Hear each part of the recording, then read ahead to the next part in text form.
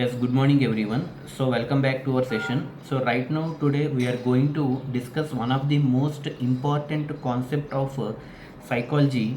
So that is about the theories of intelligence. అంటే దీన్ని మనం ప్రజ్ఞ సిద్ధాంతాలు అని అంటాం అనమాట. So already in the previous video classes we have discussed about different theories like classical conditioning theory, operant conditioning theory, and trial and error theory, Albert Bandura theory, Bloom's taxonomy of classification, and different types of theories and different types of learning and individual different concepts ఇవన్నీ కూడా మనం నేర్చుకున్నాం. So today this class is exclusively very important for all the DSC aspirants. So DSC లో one of the most important key role play చేసే topic ఈ topic అనమాట. So once again I would like to reveal the topic name which we are going to discuss right now is about the theories of intelligence. Theories అంటే సిద్ధాంతాలు. Okay, so వేటి యొక్క సిద్ధాంతాలు అంటే intelligence యొక్క సిద్ధాంతాలు.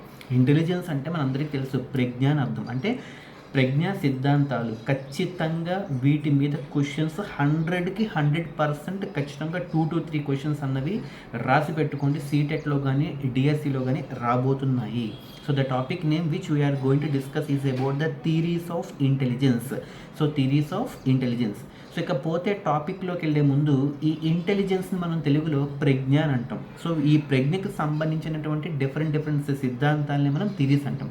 అయితే మనం తెలుసుకోవాల్సినటువంటి టాపిక్ ఏంటంటే ఈ సిద్ధాంతాలు అంటే ప్రజ్ఞకు సంబంధించినటువంటివి ముఖ్యంగా మనకి 5 సిద్ధాంతాలు ఉంటాయి. ఎన్ని ఉంటాయండి? 5 సిద్ధాంతాలు. అంటే 5 థీరీస్ అన్న మనం తెలుసుకోవాల్సి ఉంటుంది అనమాట. అంటే ఈ థీరీస్ ఆఫ్ ఇంటెలిజెన్స్లో అంటే ఇంటెలిజెన్స్కి తోడ్పడే థీరీస్ ఎన్ని ఉంటాయంటే 5 థీరీస్ ఉంటాయి. ఆ 5 థీరీస్ ఏంటి, వాటి పేర్లు, అలాగే వాటిని ప్రతిపాదించినటువంటి సైంటిస్టులు, అలాగే వాళ్ళు ఏం చెప్పారని మనం ఖచ్చితంగా తెలుసుకోవాల్సి ఉంటుంది. ఓకే, మరి ఆ 5 డిఫరెంట్ థీరీస్ ఏంటి అంటే థీరీస్ ఆఫ్ ఇంటెలిజెన్స్లో ఆ 5 డిఫరెంట్ థీరీస్ ఏంటి అంటే స్లోగా చెప్తాను వినండి. సో ఫస్ట్ వన్ ఏంటంటే యూనిఫ్యాక్టర్ థియరీ అంటాం. ఏమంటాం దాన్ని మనం? Unifactor theory. ఫ్యాక్టర్ అంటే ఒక కారకం, రీజన్. అంటే ఫస్ట్ది ఏంటి? Unifactor theory. యూని అంటే ఒకటి, అంటే ఏకకారక సిద్ధాంతం అని అంటాం. ఏమంటాం? ఏకకారక సిద్ధాంతం అంటే యూనిఫ్యాక్టర్ థియరీ. రెండోది 2 ఫ్యాక్టర్ థియరీ. 2 ఫ్యాక్టర్ థియరీ అంటే ద్వికారక సిద్ధాంతం. మొదటిది ఏకకారక సిద్ధాంతం, రెండోది ద్వికారక సిద్ధాంతం అంటే 2 ఫ్యాక్టర్ థియరీ. మూడోది multiple factor theory.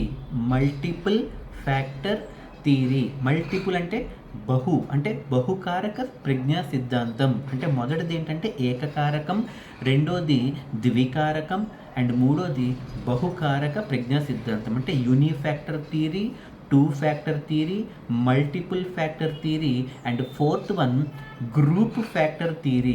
Group factor theory. Group factor థియరీనే మనం, గ్రూప్ అంటే సామూహికం కాబట్టి సామూహిక కారక సిద్ధాంతం. కారకం అంటే ఫ్యాక్టర్, అంటే గ్రూప్ ఫ్యాక్టర్ కాబట్టి సామూహిక కారక సిద్ధాంతం, గ్రూప్ ఫ్యాక్టర్ థియరీ. ఇకపోతే ఫిఫ్త్ది structural of intelligence. Structural of intelligence, దీన్ని మనం మోడల్ ఆఫ్ ఇంటెలిజెన్స్ అని కూడా అంటాం.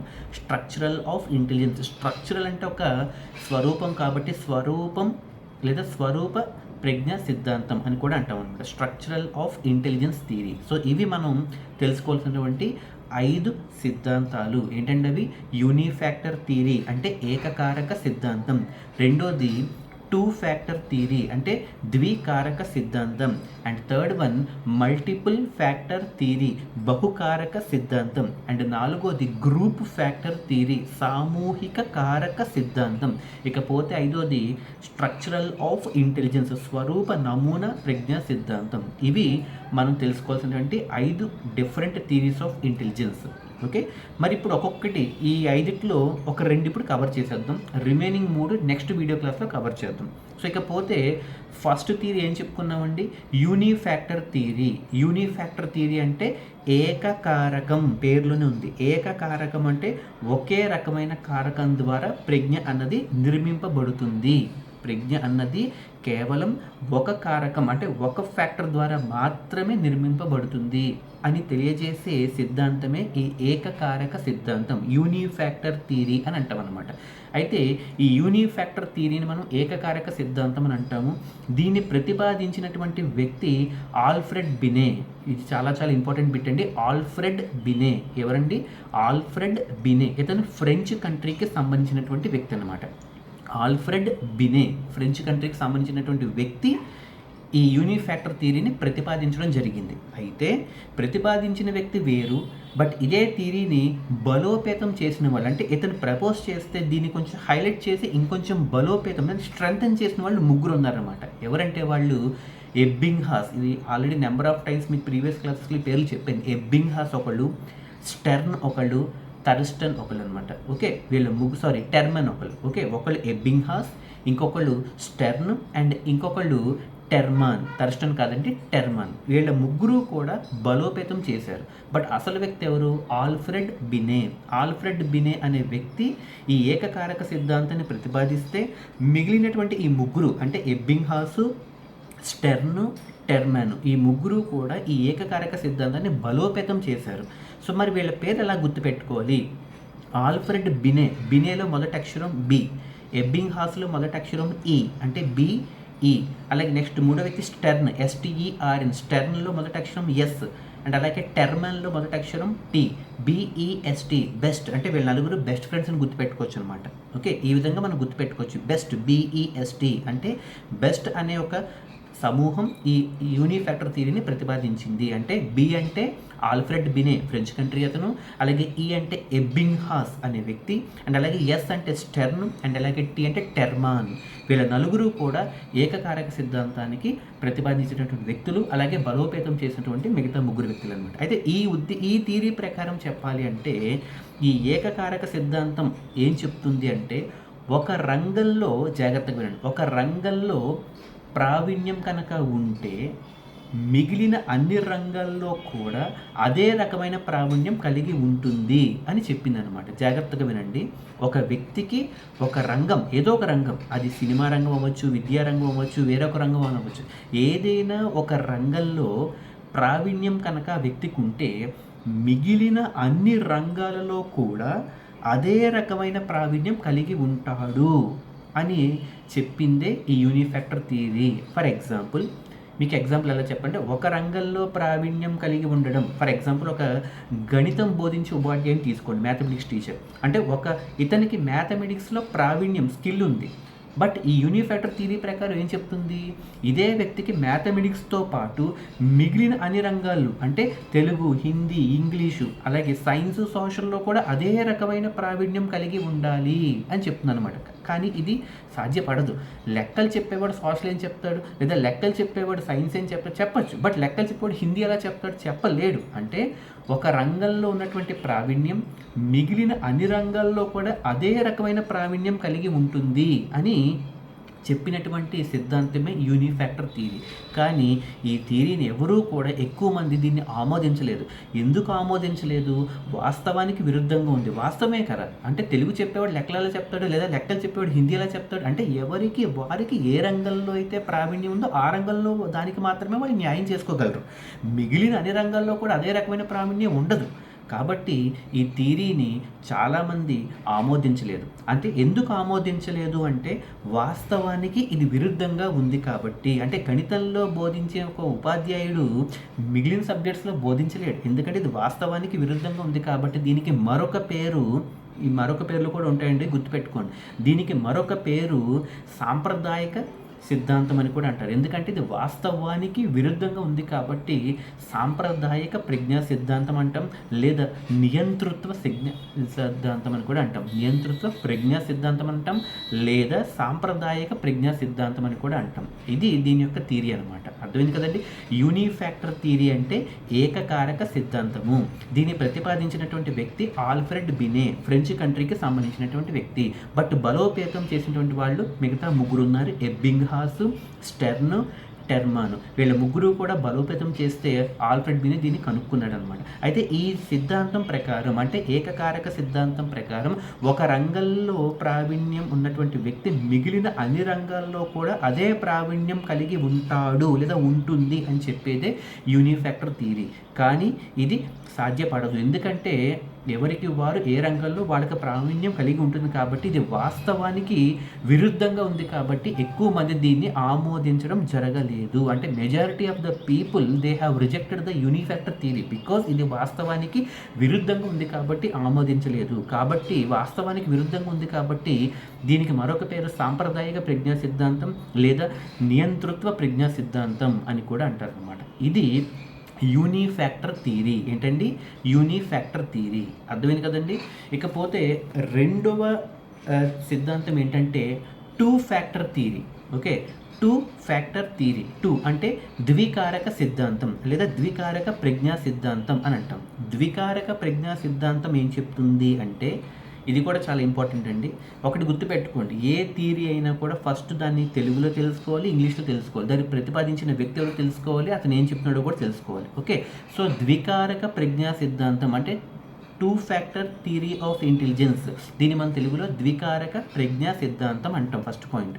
మరి దీన్ని ప్రతిపాదించినటువంటి వ్యక్తి ఎవరు అంటే స్పియర్మెన్, చార్లెస్ స్పియర్మెన్. ఎవరండి? Charles Spearman. స్పియర్మెన్ అని పేరు గుర్తుపెట్టుకోండి, C.స్పియర్మెన్. స్పియర్మెన్ అనే వ్యక్తి ఈ టూ ఫ్యాక్టర్ థియరీ ద్వికారక సిద్ధాంతాన్ని లేదా ద్వికారక ప్రజ్ఞా సిద్ధాంతాన్ని ప్రతిపాదించాడు. అయితే ఈ థియరీని అతను ఒక పుస్తక రూపంలో అంటే ఒక గ్రంథంలో రచించడం జరిగిందనమాట. మరి ఆ గ్రంథం పేరు ఏంటంటే ద ఎబిలిటీస్ ఆఫ్ మ్యాన్. ఏంటంటే ఆ గ్రంథం పేరు the abilities of man. Abilities అంటే సామర్థ్యాలు. అంటే ఇది ఎలా గుర్తుపెట్టుకోవాలి? స్పియర్ మ్యాన్లో మ్యాన్ అనే వర్డ్ ఉంది. ఇతను రచించిన గ్రంథం ద ఎబిలిటీస్ ఆఫ్ మ్యాన్, అందులో కూడా మ్యాన్ ఉందన్నమాట. అంటే ద ఎబిలిటీస్ ఆఫ్ మ్యాన్ అనే గ్రంథంలో ఈ స్పియర్మెన్ తన యొక్క టూ ఫ్యాక్టర్ థియరీని ప్రతిపాదించడం జరిగిందనమాట. అంటే ఈ టూ ఫ్యాక్టర్ థియరీ అంటే ద్వికారక ప్రజ్ఞా సిద్ధాంతం అన్నది స్పియర్మెన్చే రచింపబడింది. ఏ గ్రంథంలో? ద ఎబిలిటీస్ ఆఫ్ మ్యాన్ అనే గ్రంథంలో ఈ టూ ఫ్యాక్టర్ థియరీ అనేది ప్రతిపాదించడం జరిగిందనమాట. ఆ గ్రంథం పేరేంటి? The abilities of man. ఈ గ్రంథం ఎవరిచే రచింపబడింది? స్పియర్మెన్. ఇతను ప్రపోజ్ చేసిన థియరీ ఏంటి? టూ ఫ్యాక్టర్ థియరీ, ద్వికారక ప్రజ్ఞా సిద్ధాంతము. మరి ఈ థియరీ ప్రకారం అతను ఏం చెప్పదలుచుకున్నాడంటే, ప్రతి మనిషిలో ప్రజ్ఞ అన్నది రెండు కారకాలతో కలయిక అయి ఉంటుంది. రెండు కారకాలు ఉంటాయి అని చెప్పాడు అన్నమాట. టూ ఫ్యాక్టర్ హెడ్డింగ్లో మనకు ఉంది. మరి ఆ టూ ఫ్యాక్టర్స్ ఏంటి అంటే, ఒకటి జీ ఫ్యాక్టర్, ఓకే, ఇంకోటి ఎస్ ఫ్యాక్టర్. ఒకటి జీ ఫ్యాక్టర్, మరొకటి ఎస్ ఫ్యాక్టర్. జీ ఫ్యాక్టర్ అంటే జనరల్ ఫ్యాక్టర్. ఏంటండి? జీ ఫ్యాక్టర్ అంటే ఏంటి? General factor. ఎస్ ఫ్యాక్టర్ అంటే స్పెసిఫిక్ ఫ్యాక్టర్. ఎస్ ఫ్యాక్టర్ అంటే ఏంటి? Specific factor. అంటే రెండు కారకాలతో కలయిక అయి ఉంటుంది. కలయిక అంటే జీ ప్లస్ ఎస్ కింద తీసుకోవాలి. ప్లస్ అంటే అక్కడ కలయిక. ఏ రెండింటి యొక్క కలయిక? జీ ఫ్యాక్టరు మరియు ఎస్ ఫ్యాక్టరు. జీ ఫ్యాక్టర్ అంటే జనరల్ ఫ్యాక్టర్, ఎస్ ఫ్యాక్టర్ అంటే స్పెసిఫిక్ ఫ్యాక్టర్. మరి ఈ జనరల్ ఫ్యాక్టర్ అంటే ఏంటి తెలుగులో? సాధారణ కారకము. జనరల్ అంటే సాధారణం, ఫ్యాక్టర్ అంటే కారకం, సాధారణ కారకము. అలాగే స్పెసిఫిక్ ఫ్యాక్టర్, స్పెసిఫిక్ అంటే ప్రత్యేకం, అలాగే కారకం అంటే ఫ్యాక్టర్. కాబట్టి ప్రత్యేక కారకము, సాధారణ కారకము యొక్క కలయికే ఇంటెలిజెన్స్ అంటే ప్రజ్ఞ. అంటే దీని ప్రకారం intelligence is equal to G plus S అని రాసుకోవచ్చు అనమాట. లేదా intelligence I equal to G factor plus S factor. G factor అంటే general factor plus specific factor. అంటే I is equal to G plus S. లేదా ప్రజ్ఞ ఈజ్ ఈక్వల్ టు సాధారణ కారకము plus ప్రత్యేక కారకము. ప్రత్యేక కారకం అంటే ఎస్ ఫ్యాక్టరు, సాధారణ కారకం అంటే G factor is equal to మనకు వచ్చినటువంటి ప్రజ్ఞ intelligence. Intelligence is equal to G plus S. మరి జీ అంటే ఏంటి, ఎస్ అంటే ఏంటి? ఈ రెండిట్లో ఒకటి తెలుసుకోండి, ఇంకోటి ఆటోమేటిక్గా ఈజీగా ఉంటుందన్నమాట. ఇందులో జీ ఫ్యాక్టర్ అంటే మనకి పుట్టుకతో వంశపారపర్యంగా అంటే హెరిడిటరీ ద్వారా మనకి లభిస్తుంది. అంటే తల్లిదండ్రుల నుంచి మనకి లభిస్తుంది. అంటే సింపుల్గా చెప్పాలంటే అనువంశికత ద్వారా వస్తుంది. అనువంశికత అంటే హెరిడిటీ. అనువంశికత అంటే ఏంటి? హెరిడిటీ ద్వారా వస్తుంది. First point. అంటే ఈ జీ ఫ్యాక్టర్ ఏదైతే ఉందో జనరల్ పేరులోనే ఉంది, సాధారణం. సాధారణంగా మనకి ఏమొస్తాయి? తల్లిదండ్రులు ముత్తాతల యొక్క లక్షణాలు మనకు వస్తాయి. కాబట్టి మొదటి పాయింట్ జీ ఫ్యాక్టర్లో తెలుసుకోవాల్సింది అనువంశికత ద్వారా వస్తుంది. అనువంశికత అంటే హెరిడిటరీ ద్వారా వస్తుంది. రెండవ పాయింట్, వచ్చినటువంటి జీ ఫ్యాక్టర్ చాలా స్థిరంగా ఉంటుంది. స్థిరంగా ఎందుకు ఉంటుంది? అది బయట నుంచి అంటే ఎక్స్టర్నల్గా ఎన్వైరన్మెంటల్గా ఫ్యాక్టర్స్ ద్వారా ఏం రావట్లా, అది అనువంశికత ద్వారా వస్తుంది. కాబట్టి రెండో పాయింట్లో ఏం చెప్తుంది? స్థిరంగా అంటే స్టేబుల్గా ఉంటుంది అనమాట. ఫస్ట్ పాయింట్ ఏంటి? అనువంశికత ద్వారా వస్తుంది. రెండవ పాయింట్ స్థిరంగా ఉంటుందన్నమాట. మూడవ పాయింట్, ఈ జీ ఫ్యాక్టర్ ఏదైతే ఉందో దీన్ని అభ్యాసనం కానీ లేదా అనుభవం కానీ ఎక్కువ తక్కువ చేయలేవు. అభ్యసనం అంటే ఏంటి? లెర్నింగ్. అభ్యాసనం అంటే ఏంటి? ఎక్సర్సైజ్. అలాగే అనుభవం అంటే ఏంటి? ఎక్స్పీరియన్స్. అంటే ఎక్స్పీరియన్స్, లెర్నింగ్ అండ్ అలాగే ఎక్సర్సైజ్. ఈ మూడు కూడా జీ ఫ్యాక్టర్ మీద ప్రభావితం చేయలేవు. అంటే ఎక్కువ తక్కువ చేయలేవు. ఏ మూడు? లెర్నింగ్ ఒకటి, ఎక్సర్సైజ్ ఒకటి, ఎక్స్పీరియన్స్ ఒకటి. ఈ మూడు కూడా ఈ జీ ఫ్యాక్టర్ మీద ప్రభావం చేయలేవు. ఎందుకంటే ఆ జీ ఫ్యాక్టర్ చాలా స్థిరంగా ఉంటుంది. ఎందుకు స్థిరంగా ఉంటుంది? అనువంశికత ద్వారా వస్తుంది అనమాట. ఇకపోతే నాలుగో పాయింట్, పరిసరాల యొక్క ప్రభావం దీని మీద ఉండదు. అంటే ఎన్వైర్మెంటల్ నుంచి వచ్చినటువంటి ఫ్యాక్టర్స్ దీని మీద ప్రభావితం చేయలేవు. దీని మీద జీ ఫ్యాక్టర్ మీద. ఇకపోతే ఇంపార్టెంట్ పాయింట్ ఏంటంటే ప్రతి ప్రజ్ఞా పరీక్షలలో అంటే ఇంటెలిజెన్స్ని బేస్ చేసుకుని కొన్ని టెస్టులు పెడతారు, అవునా కదా? ప్రతి ప్రజ్ఞా పరీక్షలలో జీ కారకాన్ని బేస్ చేసుకునే పరీక్షలను నిర్వహిస్తారు తప్ప ఎస్ ఫ్యాక్టర్ని కాదు. అది గుర్తుపెట్టుకోవాలి. స్పెసిఫిక్ ఫ్యాక్టర్ని ఎప్పుడూ కూడా దృష్టిలో పెట్టుకోరు. అంటే మనిషికి జీ ఫ్యాక్టర్ పుట్టుకతో వస్తుంది కాబట్టి అది అందరిలో ఉంటుంది కాబట్టి అందరినీ కామన్గా బేస్ చేసుకుని పెట్టాలి. కాబట్టి జీ ఫ్యాక్టర్ని బేస్ చేసుకుని మాత్రమే ప్రజ్ఞా పరీక్షలు అన్నవి నిర్వహించడం జరుగుతుంది. ఎందుకంటే అది అనువంశికత ద్వారా ప్రతి వ్యక్తిలో తల్లిదండ్రుల నుంచి వస్తుంది కాబట్టి అది అందరికీ కామన్గా ఉంటుంది. కాబట్టి ప్రజ్ఞా పరీక్షలు అన్నవి ఖచ్చితంగా జీ ఫ్యాక్టర్ని బేస్ చేసుకునే పెడతారు. అలాగే నెక్స్ట్ పాయింట్, మనం చేసే ప్రతి కృత్యంలో కూడా దాని యొక్క ప్రభావం ఉంటుందన్నమాట. ప్రతి కృత్యం అంటే యాక్టివిటీస్లో దాని యొక్క ప్రభావం ఉంటుంది. అండ్ అలాగే అందరిలో కూడా సమానంగా డెవలప్ అవుతుంది అనమాట. అంటే జీ ఫ్యాక్టర్ యొక్క లక్షణాలు ఇవన్నమాట.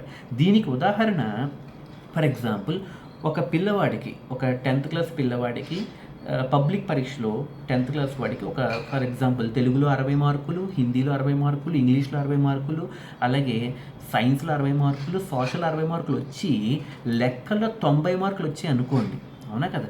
లెక్కల్లో 90 వచ్చాయంటే దానికి అర్థం ఏంటి? మిగిలిన అన్ని సబ్జెక్టుల్లో 60 వచ్చి ఒక సబ్జెక్ట్లో మాత్రం 90 వచ్చాయి. అంటే దాని అర్థం ఏంటి? అక్కడ జీ ఫ్యాక్టరా, ఎస్ ఫ్యాక్టరా లేదా G+S అని మనం ఆలోచించాలన్నమాట. ఎందుకు అంటే తెలుగు, హిందీ, ఇంగ్లీషు, సైన్స్, సోషల్లో 60 కామన్గా వచ్చాయి. అంటే అక్కడ only G factor key role play చేసింది. అంటే ఏంటి? అతనుకున్న ప్రతిభ ద్వారా రాశాడు. అంటే తనకున్నటువంటి ప్రతిభను ఉపయోగించి రాశాడు కాబట్టి 60 మార్కులు వచ్చాయి. బట్ ఒక సబ్జెక్ట్లో 90 వచ్చాయి. అంటే అక్కడ 60+30 వచ్చాయి. అంటే ఆల్రెడీ అందులో 60 ఉంది, 90లో 60 ఉంది కదా, అవునా కదా?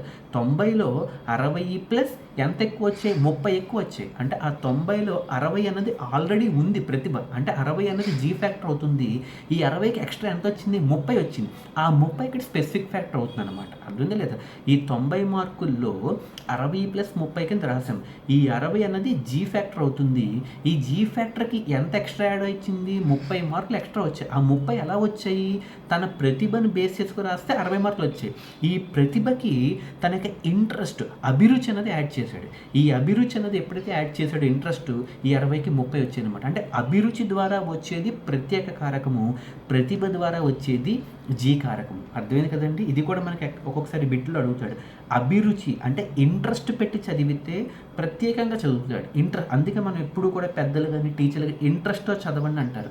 ఇంట్రెస్ట్తో చదివితే, అభిరుచి పెట్టి చదివితే ప్రత్యేకంగా ఉంటారు. మామూలుగా ప్రతిభ పెట్టి చదివితే జీ ఫ్యాక్టర్ డెవలప్ అవుతుంది అనమాట. అంటే ప్రతిభ ద్వారా, అంటే జీ ఫ్యాక్టర్ ద్వారా డెవలప్ అయితే ప్రతిభ, అలా కాకుండా ఎస్ ఫ్యాక్టర్ ద్వారా వస్తే కనుక అది ఇంట్రెస్ట్ అనమాట. సో ఇది మనకి ఈ ప్రతి వ్యక్తిలో ఉన్నటువంటి ఈ G+S అన్నది రెండు కలిపి ఉంటాయి అని చెప్పేదే ఈ ద్వికారక సిద్ధాంతం అనమాట. అర్థమైంది కదండి? ప్రతి వ్యక్తిలో కూడా జీ ఫ్యాక్టర్ ఖచ్చితంగా ఉంటుంది. ఆ జీ ఫ్యాక్టర్ ఏంటి? అది పుట్టుకతో వస్తుంది కాబట్టి తన వ్యక్తి యొక్క ప్రతిభ మీద ఆధారపడి ఉంటుంది. బట్ ఎప్పుడైతే ఆ వ్యక్తి ఆ జీ ఫ్యాక్టర్ అంటే ప్రతిభకి అభిరుచి ఎప్పుడైతే యాడ్ చేస్తాడో, ఇంట్రెస్ట్ అంటే అభిరుచి అంటే ఏంటంటే ఇంట్రెస్ట్, ఎప్పుడైతే ఇంట్రెస్ట్ని తీసుకొచ్చి యాడ్ చేస్తాడో అది స్పెసిఫిక్ ఫ్యాక్టర్ అవుతుందన్నమాట.